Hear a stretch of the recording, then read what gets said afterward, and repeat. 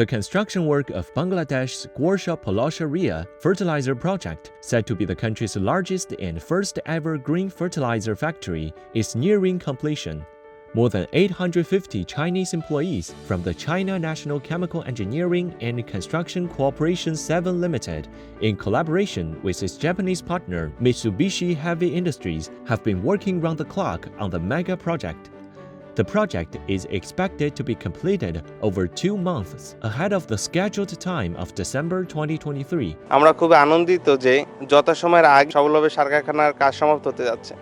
এত বড় সার কারখানার সাথে যুক্ত হতে পেরে খুবই সৌভাগ্যবান মনে করছি।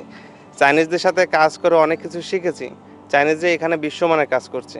আমার মতো হাজার হাজার বাংলাদেশিদের এই বেল্ট অ্যান্ড রোড প্রজেক্টে কর্মসংস্থান হয়েছে। আমরা চাই চাইনিজরা আগামী দিনে বেল্ট অ্যান্ড রোড ইনিশিয়েটিভের আওতায় এ ধরনের আরও অনেক বড় প্রজেক্ট বাংলাদেশে বাস্তবায়ন করবেন। The green factory will not emit any pollutants into the environment during its production process.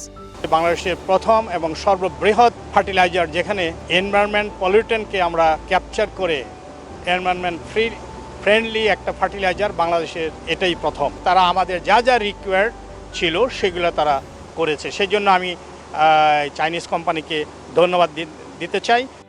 我看了一下，这个现在用的呢是全世界最先进的工艺，建成之后也是全世界最环保、最好的化工厂之一。